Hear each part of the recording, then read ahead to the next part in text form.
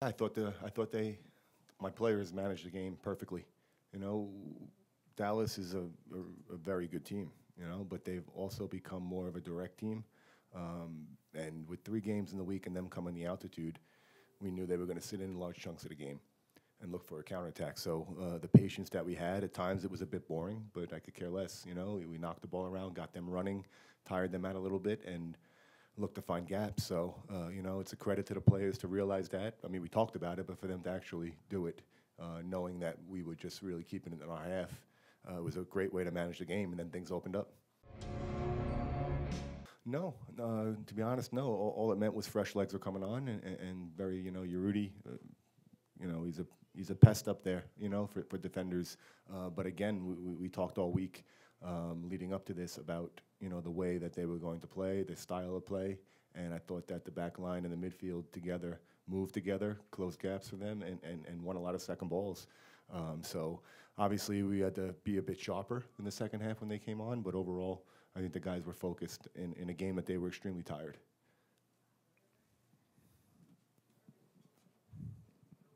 Mike, how would you summarize the week beating these 2 teams? Fun. 6 points. You know, we've been good at home. You know, we've gotten results at home, and now the focus is Minnesota next week on the road.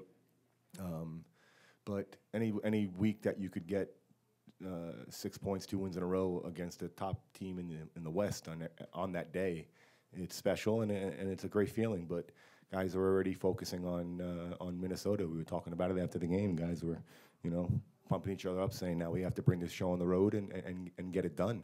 And that's been our Achilles heel this year. But there's still a lot of time, a lot of games on the road left. The team's had 2 good goals in the last 2 games from really impressive counterattacks. Like, what is the team doing differently to be successful in that? I mean, I don't think we're a counterattack team. I think we're really good in transition. So I don't think we're doing anything differently.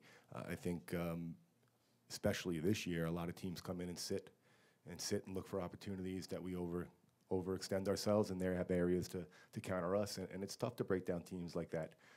So we're at best when we're defending, and in transition, we're able to play the ball through lines quickly and exploit them with their numbers forward. We did it against Kansas City. We did it tonight. And that's when we're at our best.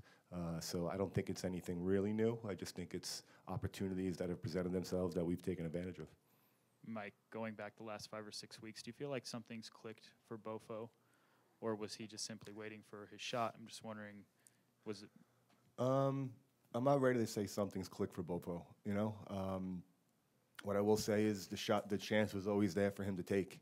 And while he's far, far, far from a finished product, which is a compliment to him, he has grown up a bit over the last couple of months, along with Danny. They've realized I'm willing to give opportunities, but they have to earn it. And as of now, Bofo has earned his opportunity, and we've talked about this recently. It doesn't mean that next week he's going to start, you know? You have to see how he does this week, and his commitment, his work rate, dedication, his selfishness, that's the word, have been all on display, so he has to continue to do that, or else, you know, there's somebody else waiting in the wings.